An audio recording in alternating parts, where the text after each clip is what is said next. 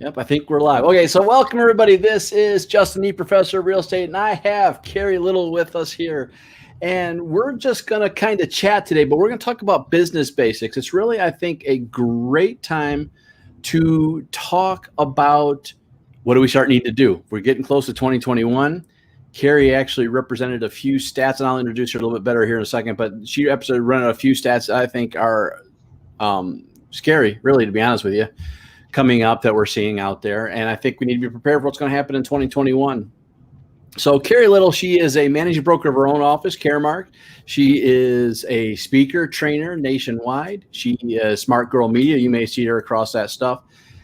And really just a powerhouse. And I've known her for a long time because we teach MRED together, an MLS company locally. We teach that quite together. And we're both techies. And we're both high I. So if anybody knows me, you know I'm a big disc person. We're both chatty. So just, I would say, hold on to your seats, because if we get going, there may be some tangents we jump on, and just kind of bear with us, because that's kind of how it works when me and Carrie talk to one another. So welcome, Carrie. How you doing? I'm doing pretty good. It's Friday and it's already a busy day. So I thank you for allowing me to join you live all over the place and on your podcast. I love it. I love it. I love it. So did I miss anything? Any other bragging points I need to brag on you about? No, Google me. Google you. That's always the best way, right? Yeah. So you sent me, I was talking to you this past week saying, let's get you on. What do you want to talk about? And you said, my inbox is not my business, or something along those lines. And I read the article. I'll say it like this. There is no inbox. Inbox, there you go. Because I used to be an admin of a company, and they used to give me all my work. Or when you had a real job, they used to give you all your work. As a real estate agent, you have to go create the work. Yep. Yeah, and I would say that's perfectly well said. So you wrote basically 8 things in here. We'll kind of run through them. I don't think we'll run them necessarily in the certain order that you have them, but I do like the first one that you have. And I think it's the biggest thing that we need to talk about right now, because NAR about 4 years ago wrote stats out there saying 60% in 3 years, 80% in 5. And those numbers, in case people aren't aware what that is, it's the turnover rate in real estate, right? We have a high turnover rate in real estate. It's incredibly crazy. I think personally it's for a couple reasons. I think the biggest reason is the threshold to get in for real estate is low, one of the lowest out there for any entrepreneurial job out there. But the energy, the effort, and the end costs are higher than a lot of them out there, and people just aren't ready for that. So your first thing you say is treat real estate like a business. And even though that sounds like a no duh comment, I think it's a huge eye opener for many of us. So let's talk about that. What do you mean by let's treat this like a business? Because I'm going to tell you, I treat it like a business, or at least I think I do. Right. I mean, you have to be the owner of the business. Even though you're sponsored by a brokerage, you have to get up, get dressed, and plan to do the work. You have to be the person that you have to create your business plan. You have to write down your goals, and you have to track your business. You have to follow up with clients. And we really, seriously, I think everybody needs to get up, take a shower, get dressed, and go to the office, even if your office is your kitchen table. Because if you don't treat this like a serious business, you will be out of business. Well, and that's harder said than done today, right? I mean, we're dealing with a worldwide pandemic, which is kind of a double meaning, because I mean, pandemic is literally worldwide. But we are so used to, in the past, when I first started real estate, I had an office to go to, I had a building to go to. Well, that's not happening as much right now. So going in and getting to our office is huge. Mm-hmm. What else do I got to do for treating this like a business? Because I can go to my office and I can start my job, but that doesn't mean I'm getting anything done, right? I can tell you, I've watched agents come and go. I've watched major hitters their first year knock out of the park and then out of the job in 3 years. So if you're a new agent, and when I say run a business like a business, you have to figure out, first of all, we don't know what we don't know. So you need to, when you're working with your local associations, you sign up, you became a new real estate agent. Now you got to sign up for training. And you're like, wait a minute, I just took this really hard class to pass a really hard exam for some. And now you got to teach me what to do. Yeah, you have to learn. So you need to take your multiple listing service classes. You need to take, in real estate, You have to take the code of ethics class right away, and you need to sign up for business training. So even with the agents in my office, and I often will post it in Instagram, I have your first 6 weeks in business.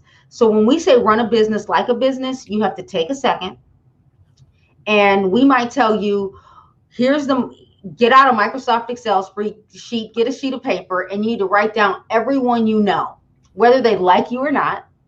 And you need to start figuring out how to contact these people, whether it's I would say post on social media with the announcement, post on your stories, send out maybe a handwritten note card, create a newsletter, and then get on the phone, old school, traditional, and let people know that you're in the business of real estate.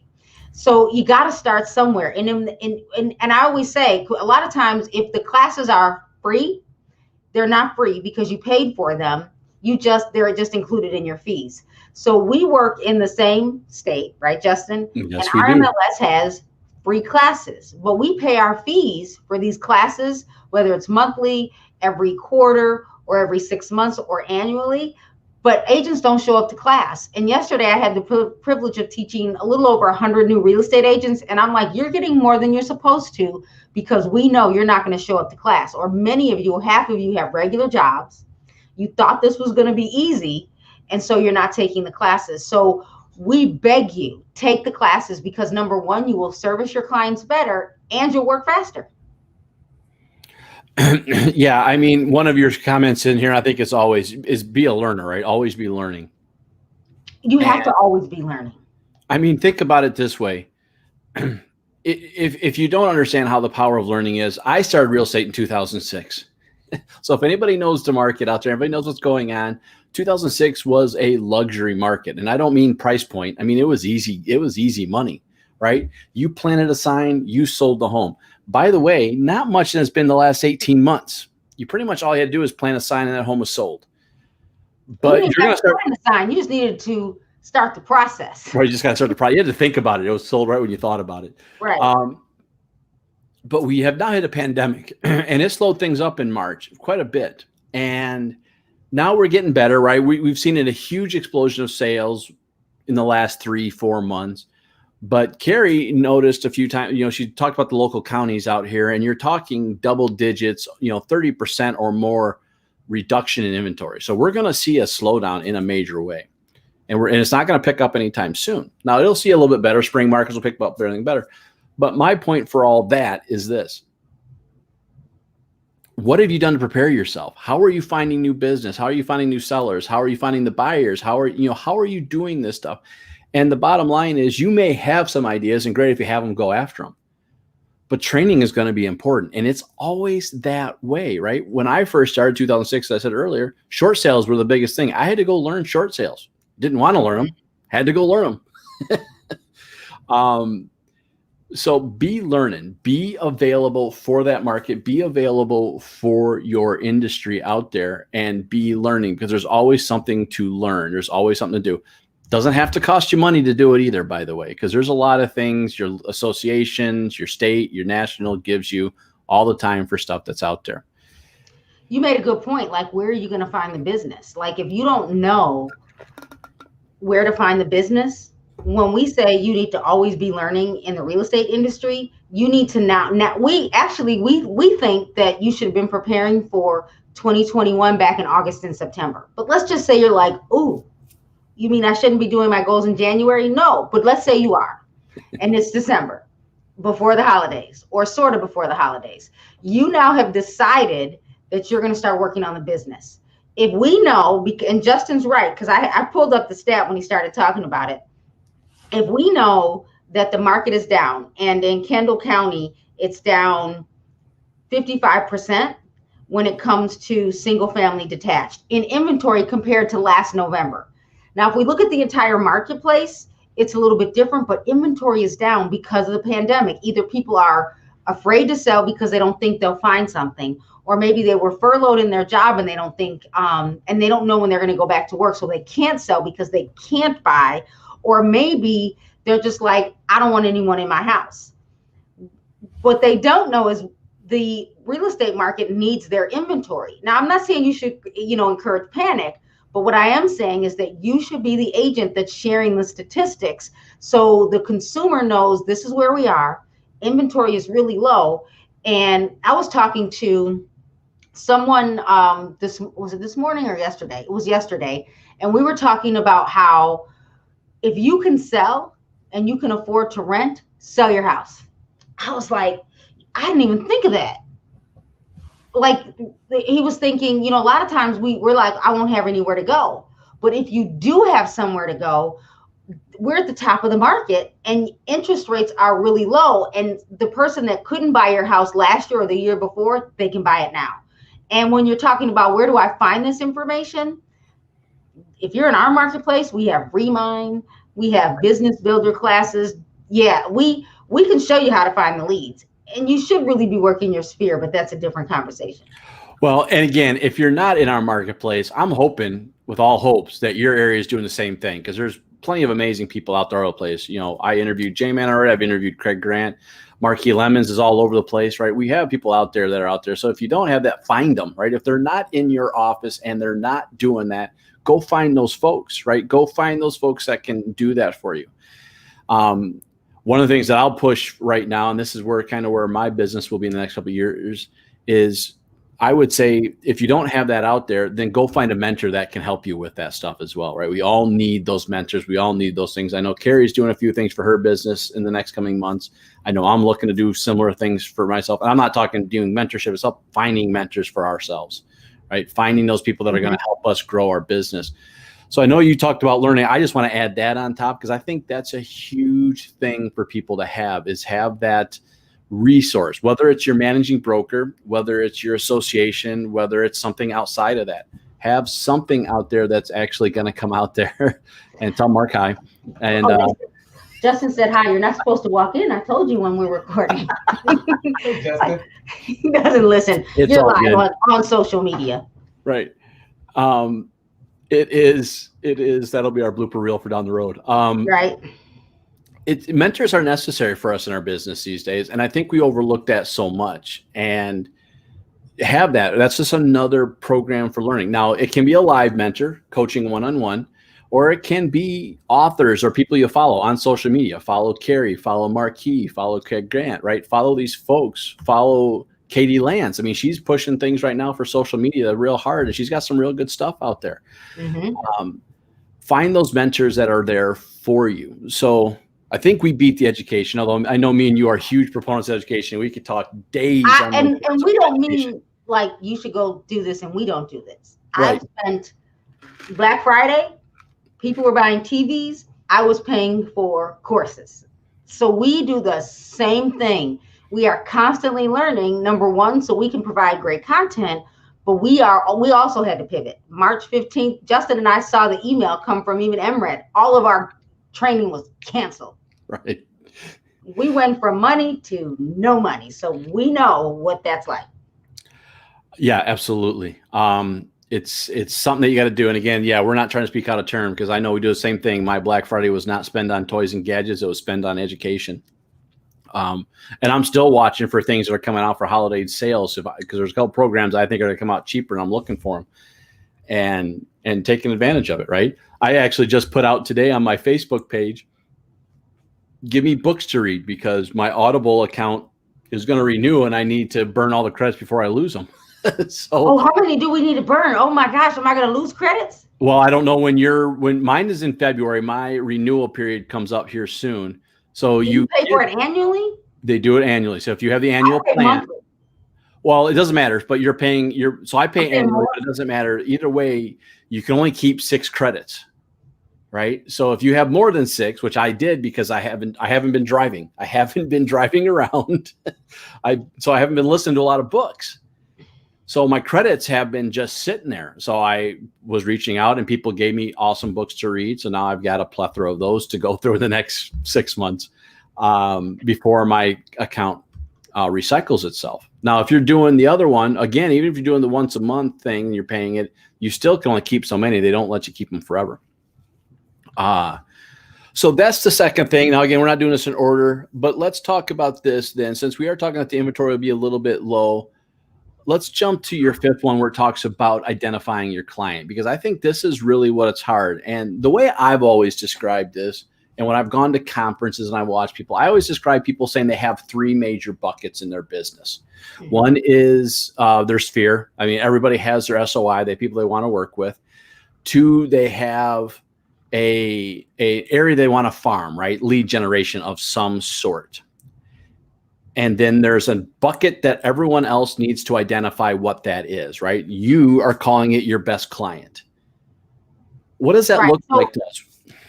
So I'll tell you my best client. And many of you know, my husband now sells the real estate, and I get to teach him how to sell real estate. But I figured out pretty quickly, outside of my sphere of influence, that my best client was a first-time buyer. And it was because of my experience and a first-generational buyer, and someone moving here outside of the country, because I am really good at going through the home buying process, to the point where if I have an agent that's new and they want to buy a house, I'm like, even though you're going to get paid, I'm going to be your agent, because you want to buy a house and you want to be the realtor on your first deal.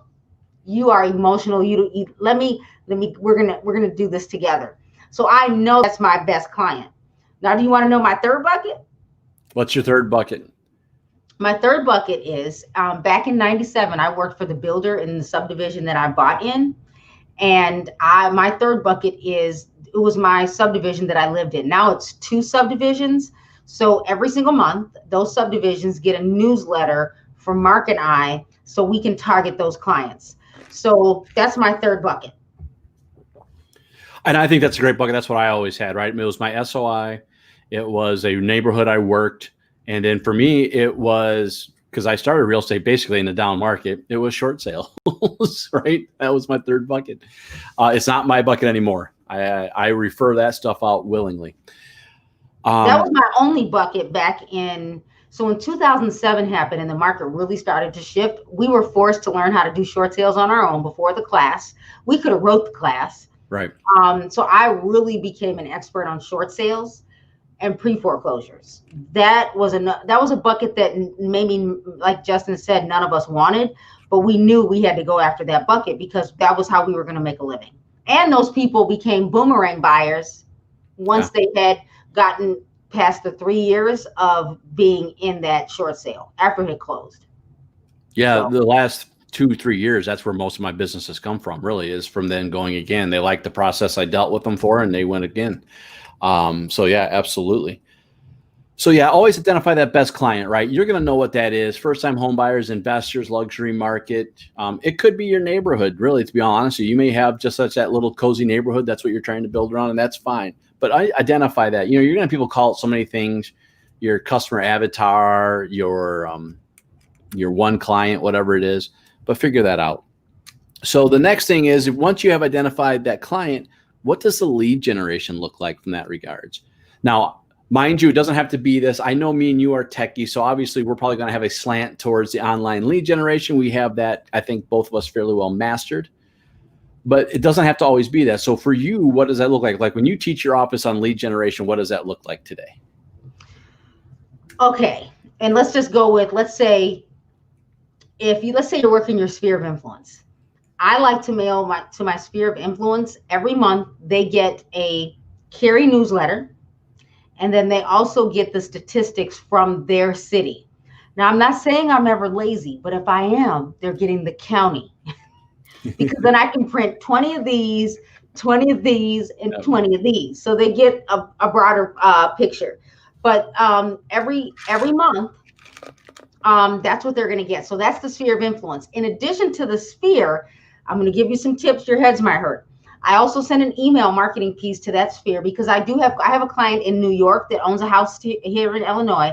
My mother thinks I'm an expert on her condo in Georgetown. So for me, I still need to reach the people that are in other states. So don't just think your local marketplace. Put everyone in your database that you can email to. Now, in addition to that, here's where your friends might find it crazy.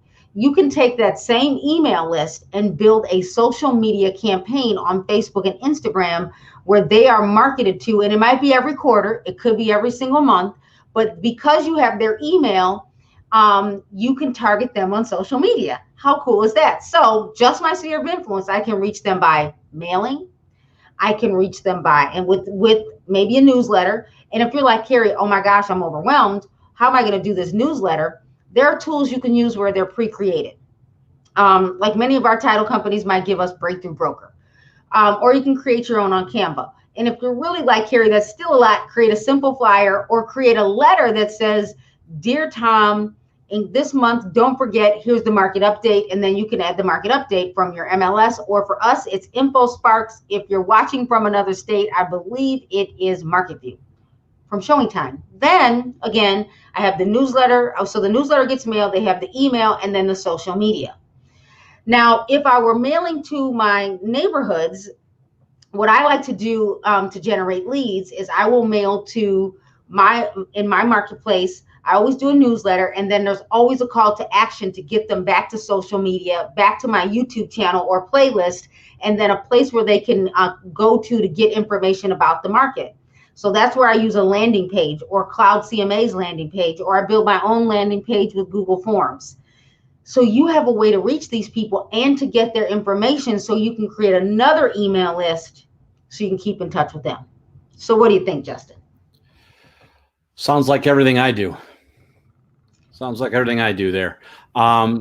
Yeah, one of the things, and I think you nailed it, because, and I don't want to gloss over this too much, and because I don't want to get too nerdy, because we can get deeper in the nerd than we really want to. But I think one of the best things you can do, and I always relate this to yard signs, right? Mm-hmm. Why do we have yard signs out there? We don't have yard signs not because they sell the home. The stats say less than 3% of all homes are sold from the drive-by, right? They're not seeing it from the yard sign, and they're not doing that. But what they are doing is that's exposure. What you're trying to do is make sure everyone thinks you're everywhere. And with our SOI, specifically what Carrie's talking about, we want to make sure we are in front of eyeballs at all times. So you have your SOI.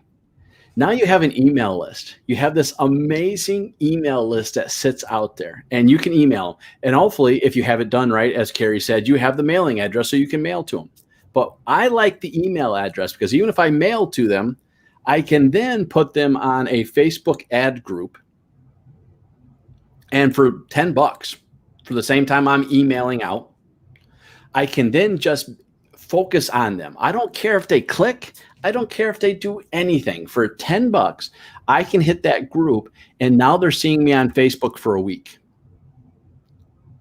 And what have I just done? I have put them out there saying, ding, ding, ding, ding, ding, I'm still in real estate. And great, do what Carrie says, build those landing pages from Cloud CMA, build your own Google form, there's all sorts of tools out there. I'm halfway expecting, to be honest with you, I'm halfway expecting mortgage companies and title companies to start building some of that stuff into their programs, because it'd be a great way to partner with realtors and build that with inside that stuff. And we've even had a loan officer say that they would do it with us. So You're right. And because they can build a Facebook ad and generate leads. It's like a Microsoft Excel spreadsheet. Right. So take advantage of that, right? For very little money, it's going to cost you less money to advertise on Facebook than it is going to do the mailers, as Carrie talking about. But I think you do both, because now you're hitting them from all angles. And what people are going to think is, holy cow, you're everywhere. Yeah, they're going to be like, yeah, this is the professional. Right. And what's interesting about that is I had an agent tell me, hey, Carrie, my neighbor was going to list with me. A few years go by, and the wife says, my husband said we're going to list with the other agent that had been mailing to us. Yeah. So they had deemed the person they knew wasn't the professional. Right. Because this agent wasn't consistent with marketing and providing information. So don't assume that your friends are going to work with you. They need to know that you know what you're talking about. Oh yeah. My worst aha moment, it was the most painful aha moment I had, was to all my friends and family. I was sending a mailer out for about 6 months when I first started real estate, and I got no traction out of it. I got none, not one bite. So I stopped doing it, because I'm like, I'm not wasting my money on this. This is ridiculous. I talked to my buddy about 2-3 months after. He goes, how you doing? What are you doing these days? I go, I'm still in real estate. Oh, I just haven't seen your letters. I figured you're done. I went, oh, what? So yeah, if you're not there, you're not in business, right? If you're not visible, you're just not in business. And the problem today is being visible is not easy, right?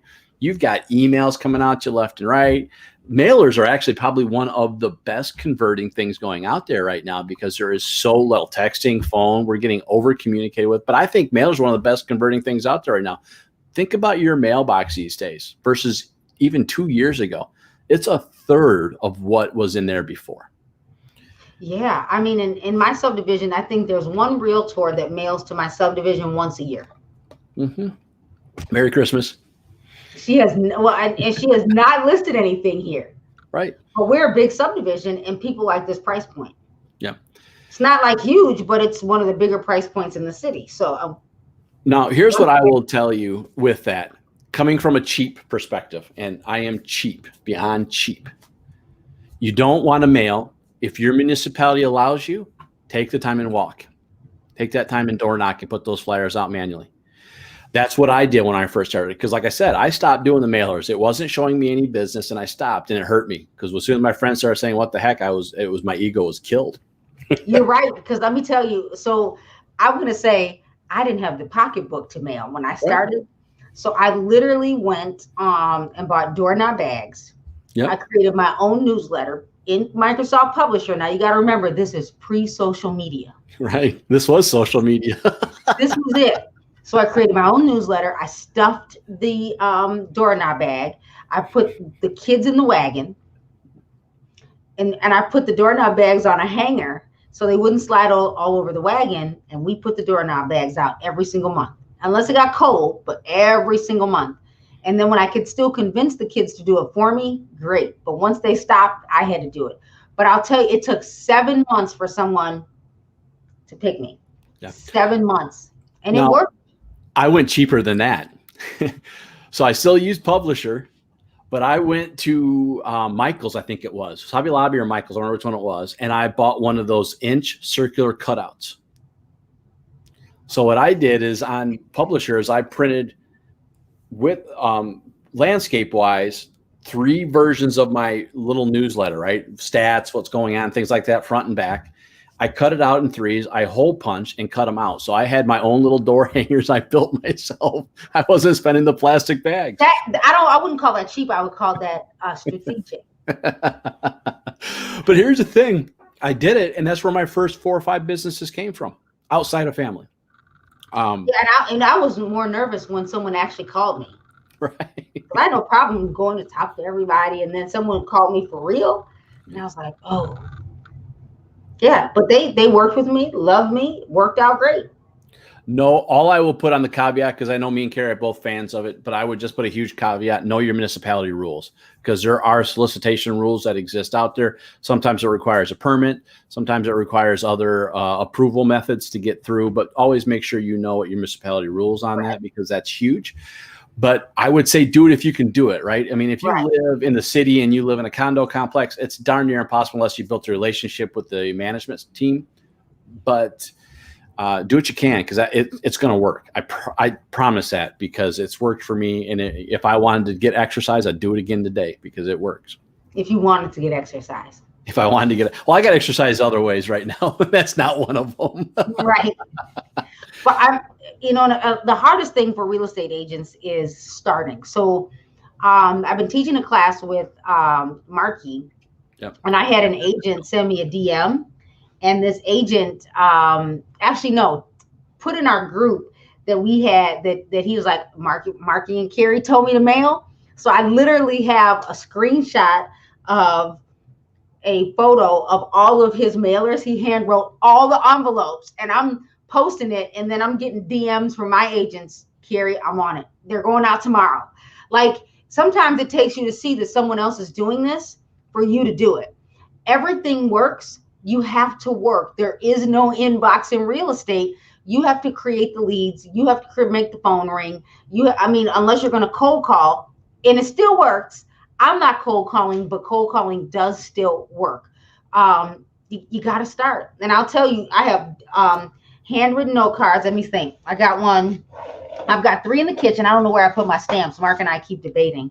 But I got my handwritten note cards. I look at the expireds every day. I need him to do it, but he's not going to do it. So we got the oldest son who's going to start doing it. But the point is everything works and you have to start, and everyone loves a handwritten note card. And Justin's right. Our mailboxes don't have all of this marketing because people don't think direct mail works. Direct mail works, just integrated with social media. Yeah.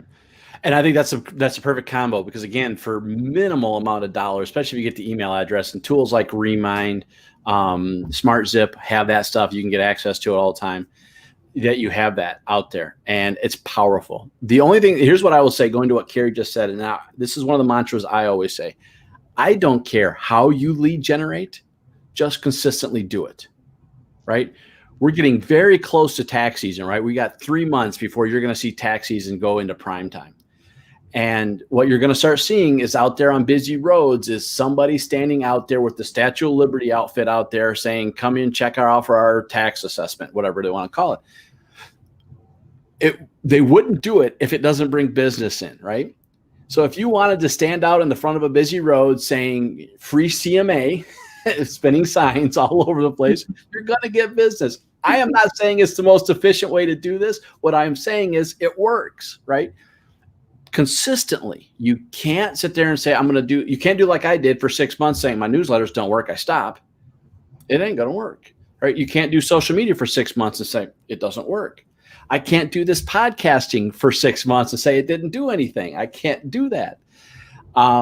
Whatever you do, you got to do it consistently, and you got to keep bringing value every time. So with that, let's ask this question. How do you leverage your sphere, right? Since we're trying to bring value and we're trying to do that, what does that look like from our sphere perspective?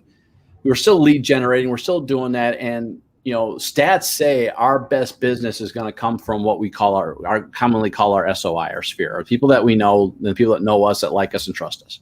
Right. So, and as of today, a lot of my friends have decided to get their real estate agents. So my sphere keeps changing. Yeah, right. So let me go with, it's the people that bought for me already. So let me say it like this. It's January, and Justin mentioned tax season. One thing that I would say to leverage my past clients is to send a mailer of their closing document, because they need it for their taxes. And if you don't want to mail it, open up Dotloop or DocuSign Rooms or HelloSign or whatever you've been using, whatever filing cabinet, Dropbox, and email the document, because they need it for closing, and then remind them that you're in the business of real estate. You will be a hero, because that folder or wherever they put the closing document is not where they thought they put it. It could have been, it could still be in the trunk of their car for people that use their car as a filing cabinet. So send that out. I still like traditional, mail it. But if you email it, then they can email it over to their accountant or the tax preparer. So you got to do something to stay you need your clients to remember you. And that's a really good thing you can do. Now, the other thing you could do with your sphere is you could remind them that it's tax season, and what a great opportunity to take that refund and put it into a down payment. And you should also use your sphere to tell them, hey, I know you go to work every day. Remind the people you know at your job that I'm in the business. And maybe, because this is what I've had agents do, is when outside opens up, when we go back to work, because everybody could be working from home, and some companies might not go back to work. They might still work from home, like Twitter, but do a mailer to someone when they close at their office. Mm-hmm. Because now they open up this awesome box that you sent them, whatever it is, and people are like, oh, what's that? Oh, this was from my real estate agent. Oh, she gave me something for you. Yeah, here's the thing, and there's two stats I want everybody to understand with this. One, I'm going to lean on Carrie for, because I didn't check it out with the latest NAR report. I might have to Google it. But the one stat I do know is, right, although we don't know it, everybody knows at least 200 people. Right? That is a stat is just not deniable. Everyone knows 200 people. We may not think we do, but we do. The other thing that goes with that stat is, from a referral perspective, is just understand this.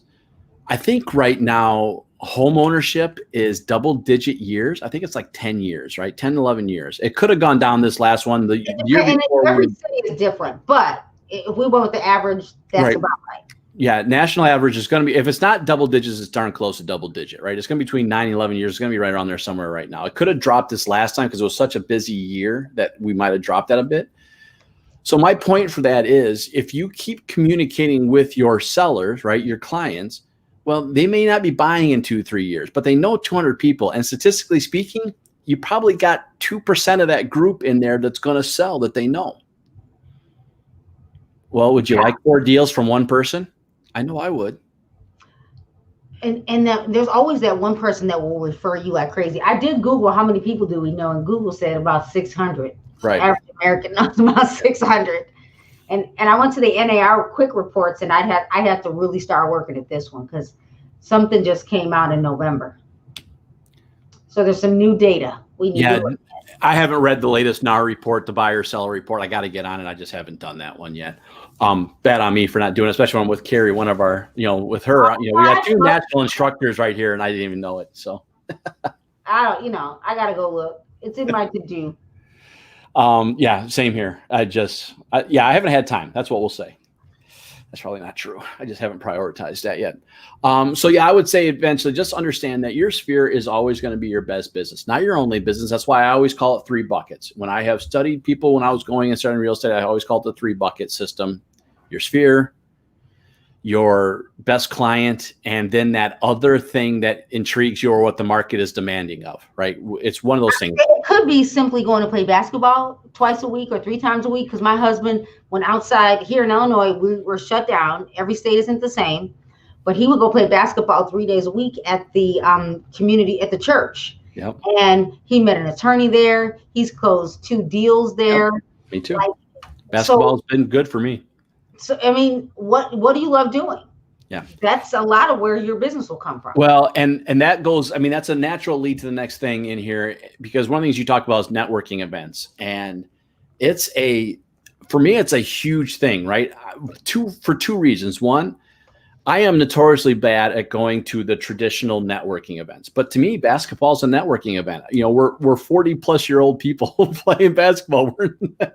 We're not beating on each other. We're getting some exercise and we're chatting while we're catching our breath. Is what we're doing. But it's a networking event, and that's where my best business come from. With that being said, there's networking events all over the place. There was one this morning. I didn't get into it. I really, to be honest, I forgot all about it, but I go to it typically pretty often. Mm-hmm. And it's great business opportunities. So networking is a great thing, but let's talk about it not from how valuable networking can be, because I think that should be painfully obvious. Let's talk about it from a strategy perspective of how to get relationships built inside there, right? Because I think where most of us fail is when I go into this. I got 2 categories of people, 3 categories of people that I kind of deem in a networking group. I got the blackjack dealer. Here's your card. Here's your card. Here's your card. Here's your card. I've got the wallfly, right? They're the one sitting behind the group, kind of sitting there watching. I'll be honest, every time I go to a new networking group, that's who I am. I'm the wallfly. I just observe. And then you got the true networker, right? We say you're holding up the wall. Oh, I am holding up the wall. Trust me, I am. Then we got the ones I think that are true networkers, right? They're always coming in there with a let's provide value first mentality. So let me ask you, if you're going to a networking event, what's your strategy? What's your modus operandi to get things in there started for you? So I never had a strategy, and I never went to networking events. So, and I'm talking to that new agent that's a mom with kids. Right. So I never went, but I lived at the swimming pool. Mm-hmm. So believe it or not, the swimming pool was a networking event. Yes, it was. You sat in the zero depth with the baby and you talked to all the other moms with the baby. So to me, that was my way of networking. And it wasn't, and I started selling real estate in 2001, even though I worked for the builder in 97. And then I really didn't get out there and get involved until 2013. And I started networking intentionally when I got involved in Women's Council, and then when I got more involved in the board, and when I got on committees. So listen, I'm the homebody. I could come home. I am good. Don't have to go. And when I would go, I was like, this is a lot of work. I don't want to do this. But when I got around people that I knew, or it was so much easier. So getting involved on committees, going to public policy meetings, it became higher level networking, I would say.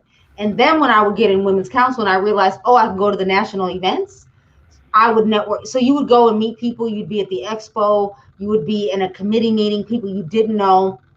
And by the end, you might have 20 different business cards. But for me, it was not only did I get the business card, but I was finding them on social media so we could connect.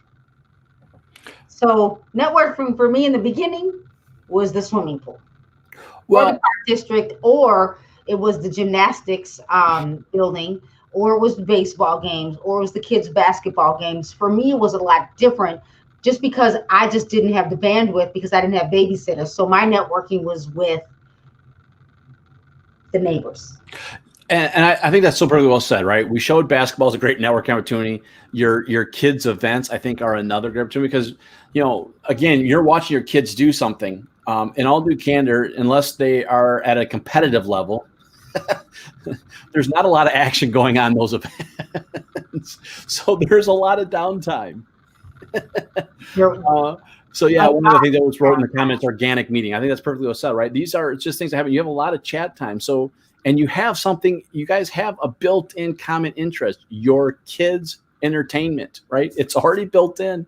So it's not fake, it's authentic, it's natural. And you get to come in there and sit there and just talking. And now what's one of the questions? So what do you do for a living? Right?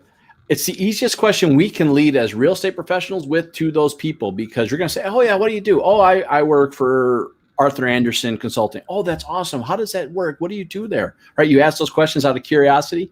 What are they going to do? Eventually ask. Exactly. They're going to ask you the same question back. Maybe they care, maybe they don't care, but they do feel honored, bound to ask the same question back. So now you get to tell them, right? And now you keep the relationship up. You start doing other things. My other fun thing is you be an open listener, right? Because my favorite question that you get from people at those organic meetings is, so I'm curious, right? My friend down the road is selling her home. What's the deal? They've been on the market for 6 months. Here's what I want everybody to understand with this. When you have these organic meetings and people are saying my neighbor, it's just like you go to the doctor and you say my friend. It's no different. They're not asking about their neighbor. They care, but they don't. They want to know about them. They want to know what their chances of selling are. Right. So don't be bashful. Answer the question. Answer it about their friend. Oh, their friend is doing this. It's probably a little overpriced. The market's slowing down, blah, blah, blah, whatever it is, right? Whatever the answer is. But you have now built that stuff. And by the way, if you're in our market or you're in a market that has cloud CMA, you got a tool built in. By the way, I can email you a report about that property if you want to see what's going on in that area. And now you got an email address, and now you've got a lead. Yeah, and I mean, and there's tools you can use to just help them quickly, like creating a quick CMA and HomeSnap. Yep. Like there's ways to follow up immediately. You don't have to work hard at this. No, let me do that real quick for you. I can work that off just like that. Right. It's easy. No problem. No, it's no problem. No problem at all. All I need is your email address. That's all I need. Now I got to leave. And now, as we said at the very, very beginning, I can mail to them because I know their address. I got your email address. I can put them in Facebook, and now they can see me everywhere, and they can see I'm knocking out of the park. And if you're in our market, Cloud CMA has a few ways you could do it. You could either use the link, or we have email addresses that will automatically send the link. Right. Yeah, it's really, really easy to do. So 2 more things to talk about in here is what success in real estate looks like and how you do that, and then but social media. And I think we've talked about social media to a degree, but I want to make sure we covered everything that you wanted to talk about on social media. Again, we are definitely, me and Carrie are tech related. It doesn't mean all things have to be tech related in our business, but I'll be honest with you. I think if you don't have a internet presence, you're probably missing 50% of the business at this particular point. I don't. Yeah, because I have people that'll reach out to me. I was talking to an agent yesterday, and she's like, "Here, I started stalking you right away," but wasn't necessarily communicating right away. That's the same thing with buyers. And even though I train my agents, I typically don't sell. My network still will reach out to me. So social media isn't going away. Can you pay someone to do it? You could. Do I want you to do it yourself? In the beginning, I do. I want you to, I want you to be very intentional on your post, but as a newer person on social media, just post. We need you to just start figuring it out, play with it. That's what we did when they let us have access to it after the college students. You got to just get out there and use it. And then we can talk about strategy another day, but social media isn't going away. You need a platform. And think about it. If you're over the age of 30, let's say 35, Facebook. Now, we still know Facebook is the #1 platform out there, but the next generation is motivated by sight and sound, video. So story features like on Messenger and Instagram, maybe Snapchat, now LinkedIn. You have to be someone that is willing to create the story because that's where that younger generation is. And based on data, the internet, World Wide Web is 30 years old March, and this coming March 31. We need this because in 10 years, this is where the next generation is going to be. Not that they won't like our mail, but they want it now. We have to be able to give them what they want now, because if you can't give it to them, if I can't find you on YouTube, or if I can't figure out how to buy a house on my own, I'm going to go to the person that showed me how on YouTube or Instagram or Facebook. So it's not going away. You got to figure out, at least pick one. That's what I would say. That's what I would say. Yeah, I got somebody that raised their hand. I saw that. Yeah, I know. That's what I'm saying. I was like, I had to put that out there. I'm like, okay. I don't know if it's a question asked or if they're saying yes, yes, yes. If you got a question, ask it. Here's what I will say with this. One of the things that you'll hear with a lot of professional trainers, especially in the tech world, and talk about social media, right? You're going to hear me say, you got to use Facebook. You got to be in Facebook. You're going to hear other people say, you got to be in Twitter. You got to be in Twitter. You're going to hear, you got to be on YouTube. You got to be on YouTube. You got to be on Instagram. You got to be on Instagram. You got to be on Snapchat. You got to be on Snapchat. Or you're going to hear all these professionals saying, you got to. Here's what I'm going to tell you. Mm-hmm. Pick one, master it, move on to the next. Do not try to master all things at one time. Because if you master all things at one time, you're going to spread yourself way far too thin, and you're not going to have anything done, right? Because you're going to get because you're too branched out, and you're getting no results because no one knows where to find you and where to find your voice, and that's huge, right? For instance, Carrie's a huge Instagram, Snapchat. She's in there. She's on there all the time. Facebook Live. She does with her husband quite a bit. That's hysterical. If you haven't found her, go find Carrie and her husband on Facebook Live. It's awesome. That is a slight plug.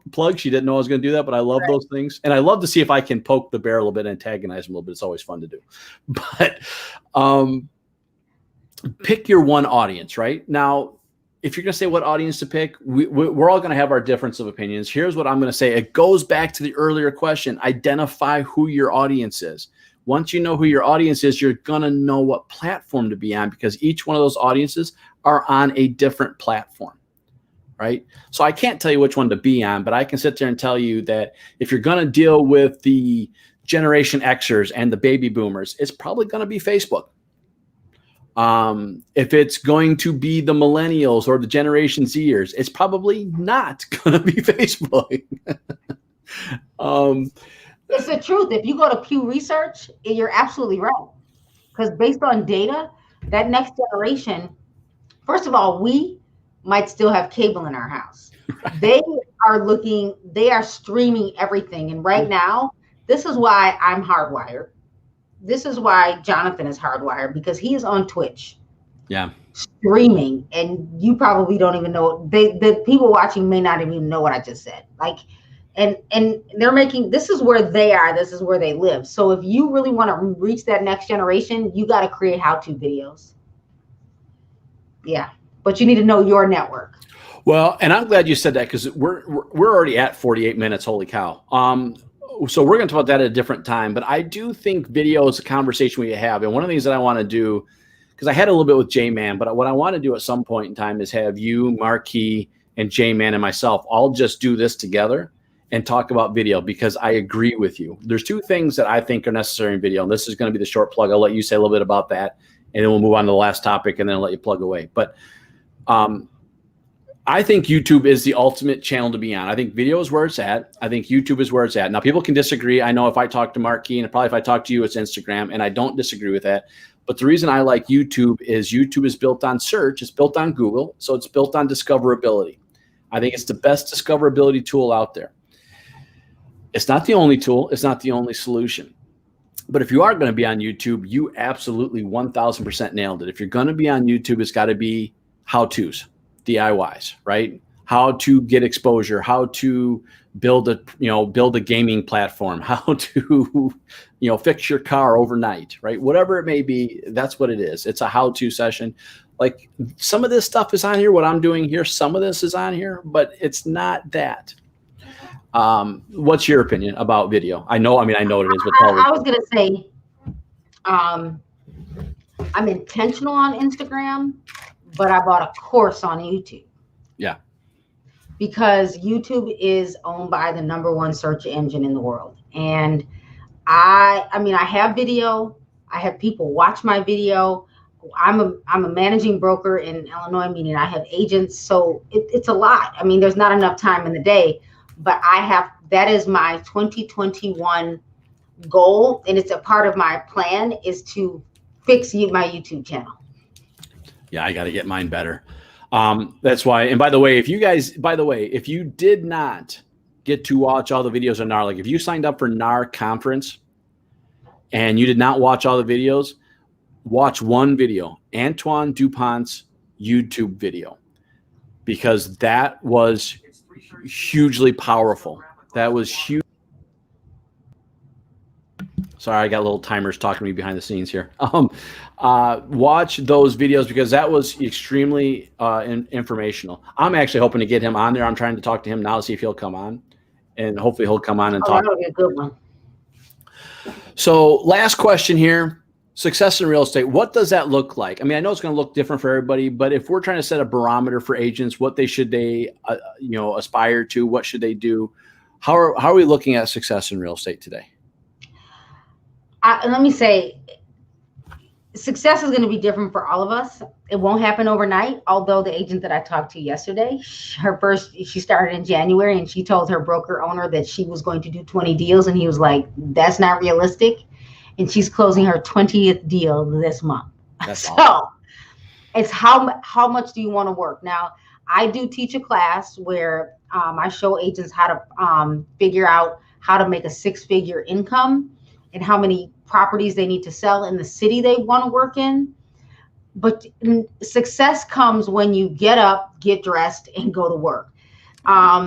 Where we are today didn't happen yesterday. I've had people reach out to me and they're like, Carrie, I want to be a speaker. I'm like, you can do it. But let me just give you a story. The first time I taught my first webinar, I almost fainted and nobody could see me. I was nervous. The first time I started teaching for Midwest Real Estate Data, there was 3 people in the room and I was nervous. The first time I taught my continuing ed class, I thought I was going to die because I was like, oh, I didn't study enough because I was teaching someone else's stuff. Nothing happens overnight. Now, could we go out and win the lottery? You can argue with me, fine, and you'd be rich overnight. But if you didn't figure out how to manage your money, you're going to lose the money as fast as you got the money. So everything we do comes with work. So there will be agents that are experienced and quite successful right away. But this was usually it's accomplished over years. And here's what I like to tell agents, whether you're new, seasoned, or trying to reinvent yourself because you didn't pivot during the pandemic. My journey is not your journey. You need to sit down and figure out what you want. When I started selling real estate in 2001, it wasn't to make a killing. It was to make a living. I had little kids at home. And my goal was to supplement income because I didn't want to have to go back to a full-time job because it was easier for me to sell real estate to the people that I knew and to my neighborhood and get a paycheck than it was for me to go to work and have to pay for daycare. So your journey is your journey. Yeah, I that's perfectly well said, right? Success is what success is for you, right? Our average age as real estate agents is, I think, 54 still. I mean, that age hasn't changed since I've been in since I've joined. And a lot of that is because, while we do get new agents coming in, right? Right out of high school, right out of college, agents coming in. For the most part, a lot of agents coming in as a second career, right? A second journey in their life. So that success may look different for many people. It may be, I just want to do enough deals to keep me busy and out of my spouse's hair, right? It may be things like that. Know what that success means to you, because that's going to tell you what effort you got to put into that, right? Carrie's got classes. I've got classes. We've all got classes doing things that'll show you, if you know what you're looking for, we can show you what that's going to take yearly, monthly to get that stuff done. Yeah. What I would say is this: do not compare yourself to your friend right next to you in the cubicle that just did 5 deals overnight, right? Because here's the truth of it. They might have done it. They also might not have done it, right? Just like your neighbor sold their home for $700,000 in a $300,000 neighborhood. Not everybody completely tells the complete side of a story. They may have been a part of 6 deals, right? They showed a home for this agent. I'm not saying the agents are doing things out there incredulously. I'm not trying to hint at that at all. But what I'm saying is we are all prone to push ourselves up when we need a little ego boost, right? We all tend to do things like that to make ourselves feel a little bit better in there. So don't judge on this, but just understand that it may or may not be true, but that doesn't mean that's your path. It doesn't mean it's the wrong path. Take things that are out there that are going to be successsul for you and reward yourself based on your goals, right? I just got done in last January teaching a business builder class. It was a 8-week program. And I heard from a couple agents in the last couple of weeks that this was the first time they ever wrote goals and they actually achieved their goals, right? That's a success. I don't care if it was 2 deals. That's a success. Right? They didn't tell me their numbers. They didn't tell me that. I didn't care. I just want to know they wrote their goals down and they followed through with them. Right. I found the stat. It's now 55. The age of a realtor. Oh, there you now. go. Yeah, you just put it up. 64% of all realtors. The median age is 55. The median age. Right. So we're not getting younger. We're only still getting older, which I guess is good. It means we're living longer. But right. So that works. So. Well, with that, Carrie, I don't want to kill everybody. We were almost on for a darn hour, and I told everybody at the very beginning this would happen because this is how me and Carrie communicate. This is what we do. You just got a little bit of the insight of phone calls me and Carrie have on a fairly consistent basis. So with that, Carrie, this is your time. This is your opportunity. Plug away. I would just say every Friday I go live on Instagram. Right now it's every Friday at 9 a.m. Carrie Jo Little, CarrieJolittle, to teach you something. So join me on Instagram, follow me on Instagram, and that's when I will relaunch my YouTube channel. Awesome. Thank you for having me, Justin. Thanks, Carrie. I appreciate it. Thanks, everybody, for being on.